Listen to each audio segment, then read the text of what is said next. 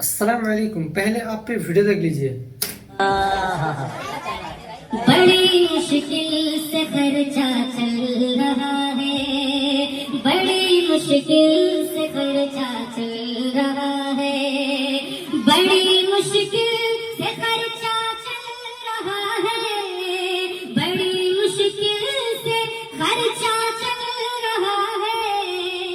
تمہارا عشق مہنگا چل رہا ہے، تمہارا عشق مہنگا چل رہا ہے، بڑی مشکل سے خرچہ چل رہا ہے. بسم اللہ الرحمن الرحیم. میرے بھائیو، آپ نے ویڈیو دیکھی. مدرسے کے اندر بیٹھ کے عشق مشوقی والی شعر پڑھا جاتا ہے اے سی والے کمرے میں بیٹھ کے. وہیں پر ایک دوسری طرف اور ایک ویڈیو میں آپ کو دکھانا چاہتا ہوں. اور ایک ویڈیو میں اس ویڈیو میں دیکھ سکتے ہیں چھوٹے چھوٹے بچے ہیں، وہ ایک یعنی کپڑا صاف کر رہے ہیں. وہاں پہ ٹیوب ویل بھی نہیں ہے، وہ ایک تالاب کے جیسا ہے. وہاں پہ بچے کپڑا صاف کر رہے ہیں. ان کا انتظام بھی صحیح سے نہیں ہے کپڑا صاف کرنے کا. اور وہاں پہ مفتی اور مولوی وغیرہ مطلب کہ اے سی والے کمرے میں بیٹھ کر کے عشق مشوری والا شعر و شاعری کرتے ہیں اور مزہ لے رہے ہیں. تو میرے بھائیو، ایسے مدرسے کی حالت کے بارے میں آج بتائیں گے انجینئر محمد مرزا صاحب. آپ ویڈیو کمپلیٹ اینڈ تک ضرور دیکھیے تاکہ آپ کو پوری بات سمجھ میں آئے.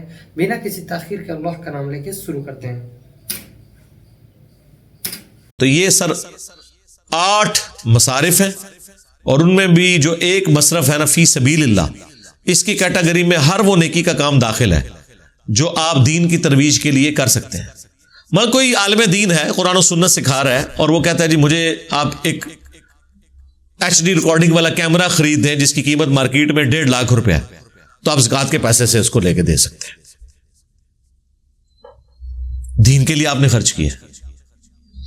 لیکن وہ علماء دین جو کہ مسجد میں اپنی نماز بھی آخری صف میں آگے پڑھتے ہیں اور لاکھوں کے چندے انہوں نے اکٹھے کیے ہوئے ہیں، اور مسجد کی ایک ٹوٹی خراب ہوتی ہے پتہ نہیں خود ہی کروا دیتے ہیں تاکہ چندہ اکٹھا کر سکیں، اور وہ آ کے آپ کو جمعے والے دن اپیل کریں کہ یہ ہمارے مسجد کی وضو خانے کی ٹوٹیاں جو ہے خراب ہیں، گیزر خراب ہوا ہے، نیا لگوانا، چندہ دیں. تو ان سے پوچھو جو پہلے چندے لیے وہ اسی لیے تو لیے تھے، اور پھر خرابی ہوئی ہے پھر نہ صرف چندہ مانگتے پہ ہو.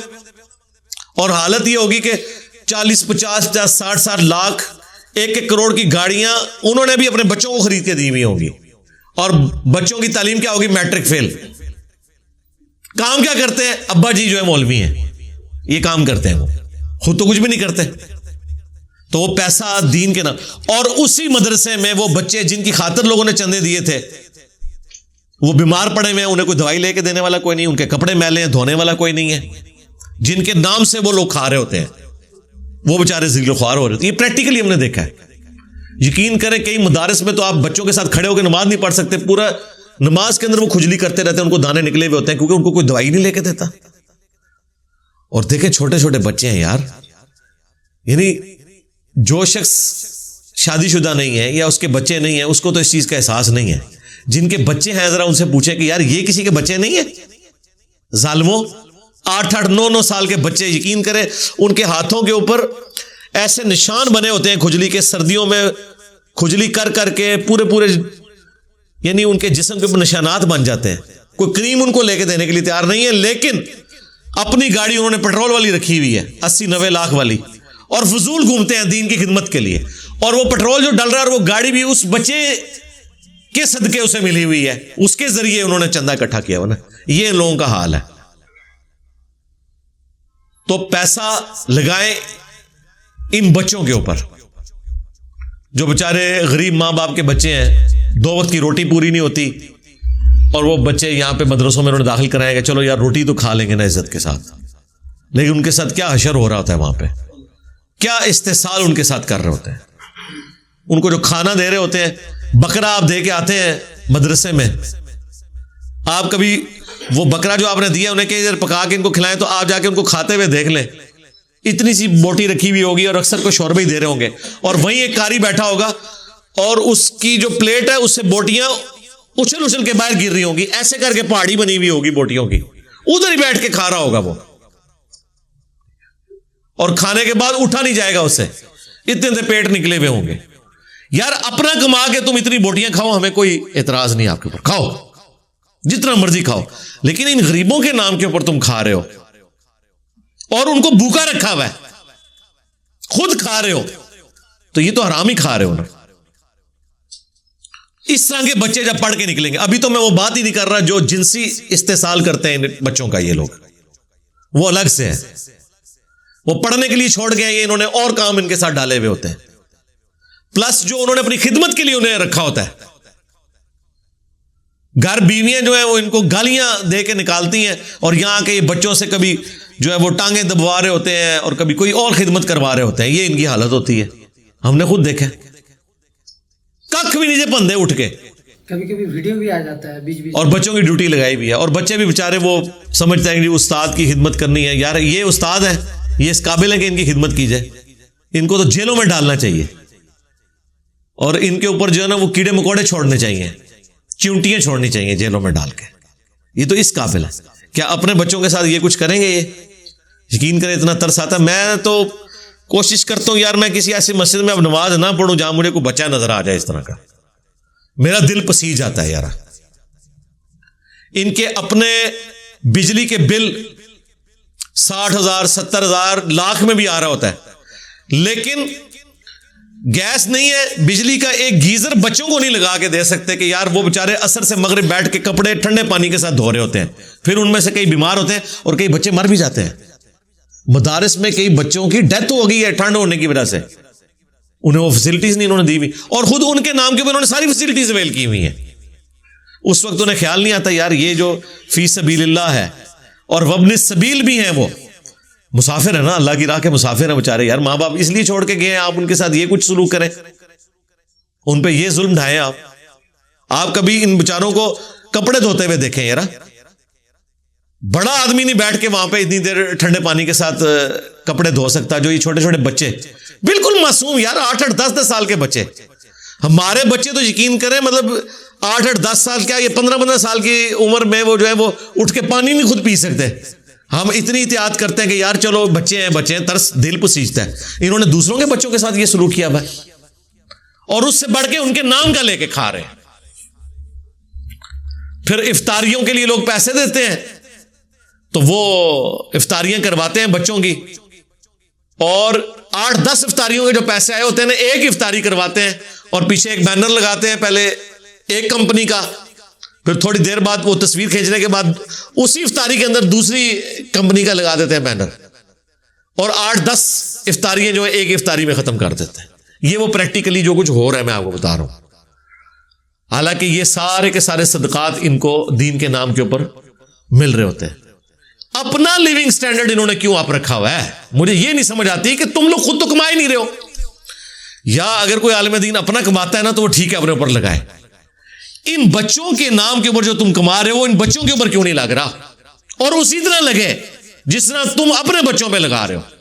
حالانکہ تمہارے بچوں پہ تو لگتے ہی نہیں ہے, وہ تو کچھ بھی نہیں کر رہے, وہ صرف تمہاری اولاد ہے. انہیں گاڑی لے کے دی بھی ہے, ٹھیک ہے مدرسے کے ہر بچے کو گاڑی لے کے دو, ان کی 2 وقت کی روٹی نہیں صحیح طریقے سے پوری کر سکتے. تو اتنے ظالم ہیں.